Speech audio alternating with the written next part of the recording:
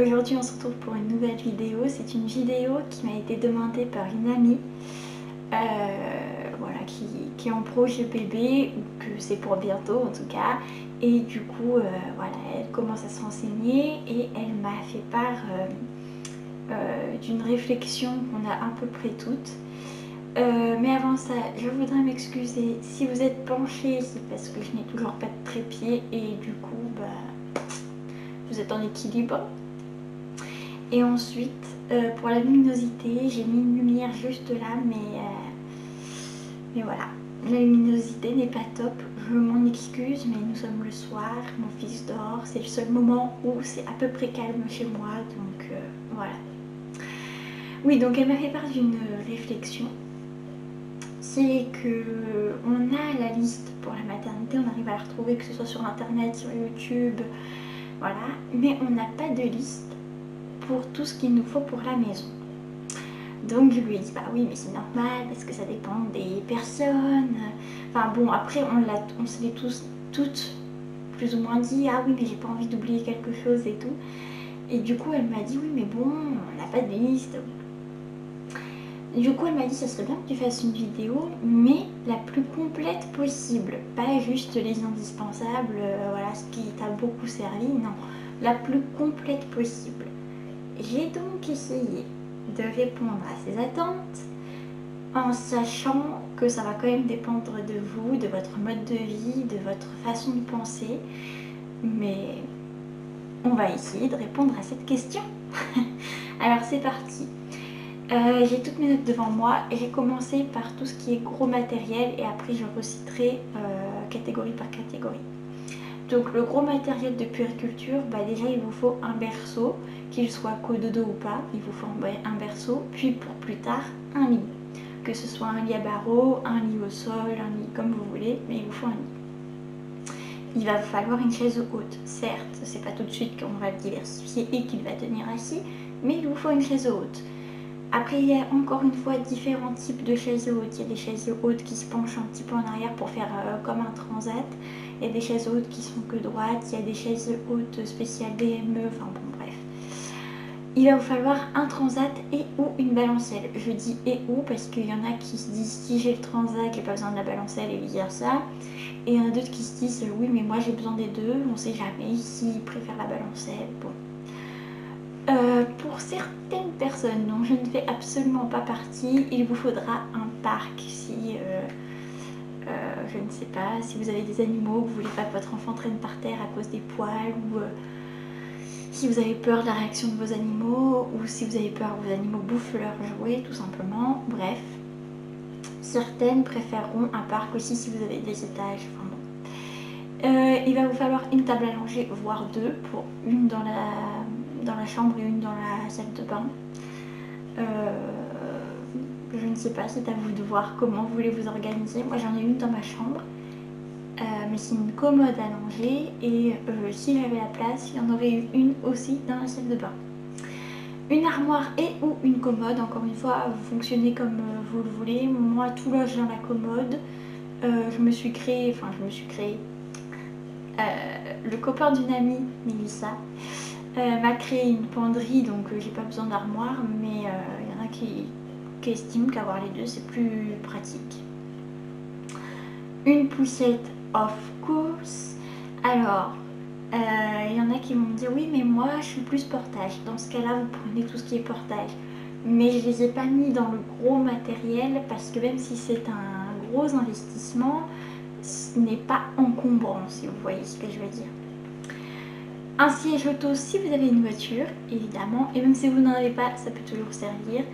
Un tapis d'éveil, un stérilisateur pour celles qui vont se servir de biberon. Moi j'ai jamais stérilisé, alors je sais que c'est pas bien, mais j'ai jamais rien stérilisé. J'ai tout lavé à l'eau chaude, mais jamais stérilisé. Un tire-lait pour celles qui allaitent, c'est encombrant et c'est surtout que c'est très cher. Et une baignoire. Alors certaines dans la table à langer vous avez la baignoire intégrée, ça dépend, voilà. Mais bon, si vous ne l'avez pas, une baignoire, of course. Bien, on va commencer par la catégorie sortie. Donc pour les sorties, tout ce qu'on a déjà dit c'est poussette et siège auto. Il va donc vous falloir aussi un miroir de voiture pour pouvoir, en fait ça se met devant le siège auto de bébé, comme ça vous le renvoie dans le rétroviseur et vous pouvez surveiller votre enfant. Une écharpe de portage et ou un porte-bébé évidemment. Une chancelière et ou une combi-pilote. Alors moi j'étais pas trop combi-pilote, j'avoue que la chancelière pour les nouveau-nés m'a bien sauvé la vie. Maintenant je ne l'avais pas pour le pack 6 mois parce que j'ai la yo-yo.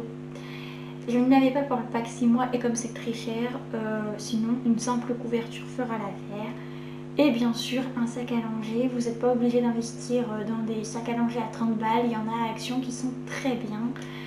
Voilà, moi, il est très grand, tout y loge, pour la nounou c'est génial, elle peut tout y mettre. Voilà, on est toutes les deux d'accord là-dessus, il est trop bien ce sac. La catégorie sommeil maintenant. Donc on a déjà dit le berceau et le lit. Il vous faudra aussi des gigoteuses et ou sur pyjama. Moi gigoteuse j'ai jamais pu m'y faire, donc il a dormi avec une couverture les premiers temps. Et maintenant comme il bouge beaucoup, on lui met un sur-pyjama et c'est très bien et c'est génial. Et puis comme ça aussi il peut, quand il apprendra à marcher, il pourra sortir du lit en sur-pyjama et ça ne le gênera pas dans ses mouvements comme une gigoteuse. Un mobile, ah ça c'est la vie, ça c'est la vie, mon fils adore son mobile. Une ou plusieurs veilleuses, ici on en a une, deux, trois, on en avait 4, si je ne m'abuse, 4. Donc voilà, c'est comme vous voulez, mais il vous en faudra. Un réducteur de lit, donc ça c'est pratique pour quand vous le mettez dans son grand lit, qu'il n'a pas l'habitude, c'est vrai que c'est bien.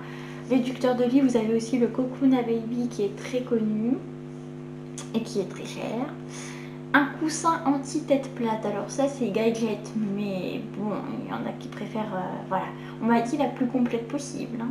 Donc un coussin anti-tête plate, vous avez aussi les coussins RGO, donc c'est des coussins réhausseurs si vous voulez, qui se mettent sous le matelas et ça permet d'être un peu moins allongé. Des tétines et un ou des doudous.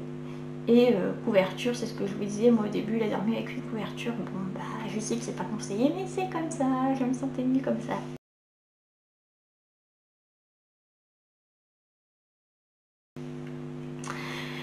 Alors, pour la catégorie repas, je préfère préciser que je vais parler en tant que maman allaitante, je ne peux pas vous indiquer ce qu'il vous faut pour un bébé qui boit au biberon puisque je n'ai pas vécu. Donc il va vous falloir un coussin d'allaitement. En tout cas moi ça m'a beaucoup servi les premiers mois et puis après je l'ai jarté parce que en réalité je ne le supportais plus.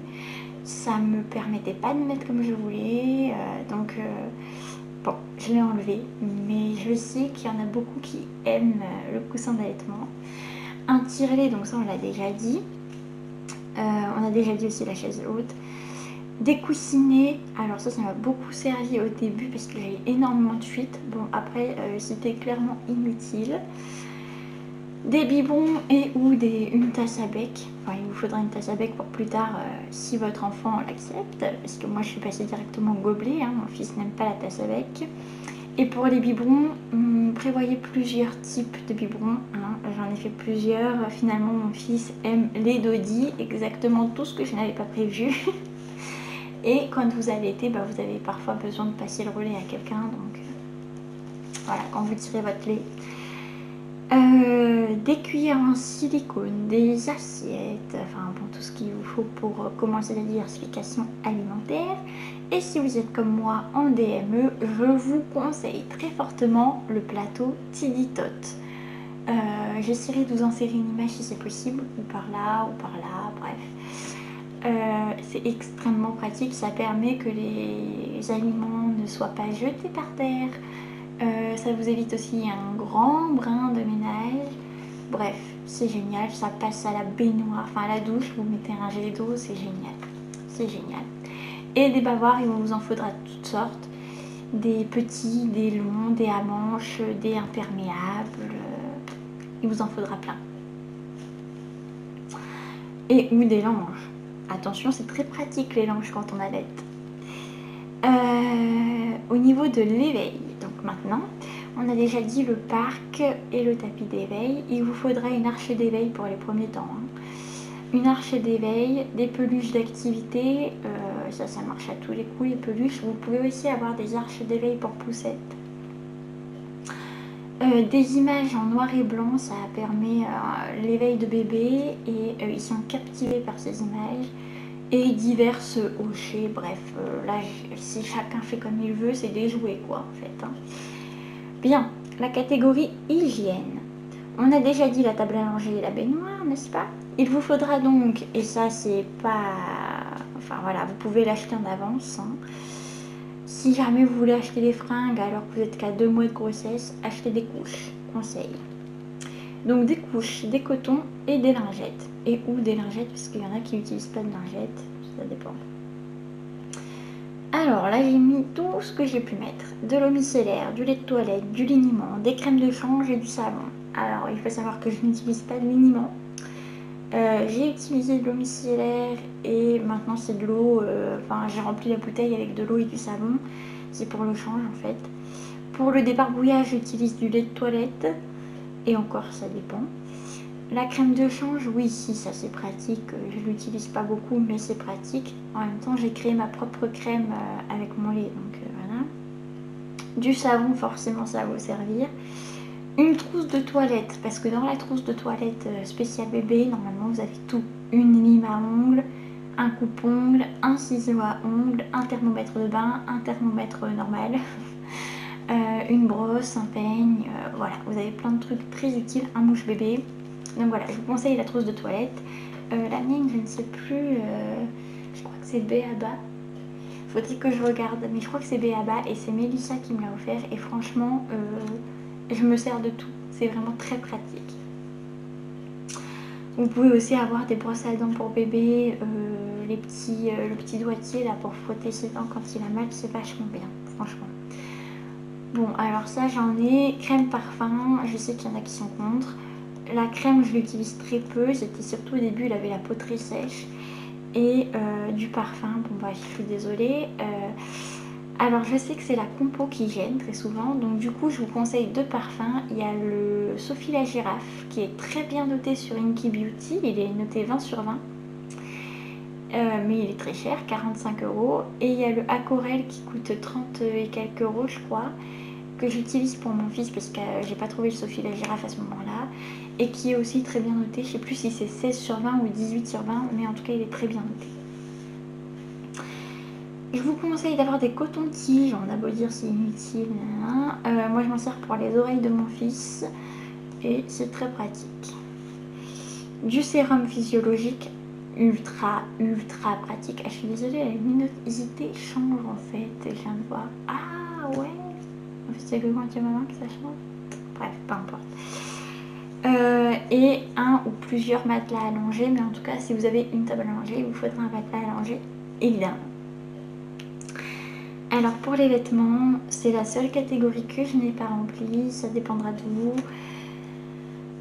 Et de l'époque à laquelle votre bébé est né. Quoi qu'il en soit, on conseille généralement d'avoir environ 10 exemplaires de body, de pyjama, de pantalon, je conseille d'en avoir 10 minimum, franchement, parce que ceux qui me disent maximum, je ne sais pas combien de machines ils tournent dans la semaine, mais je conseille d'en avoir 10 minimum. Je sais que quand le bébé est né, moi j'en avais 15-20 de chaque, et encore les body en 3 mois, il me semble que j'en avais une bonne vingtaine, hein, si ce n'est plus. Donc voilà. Pour les manteaux, bon bah moi j'en ai 10 000, vous n'êtes pas obligé d'en avoir 10 000 parce qu'on tourne avec les mêmes. Donc voilà, 2-3 ça suffit, c'est pour s'accorder aux tenues à la limite. Les chaussures, moi j'en utilise pas, je sais qu'il y en a qui utilisent, enfin j'en utilise pas, j'en utilise rarement. Il y en a qui utilisent, donc bon, là j'ai pas fait de liste, à vous de voir pour les vêtements. Voilà, puis en plus on va vous offrir plein de trucs, alors voilà. J'espère que cette vidéo sera la plus complète possible, qu'elle répondra aux attentes d'un grand nombre de futures mamans.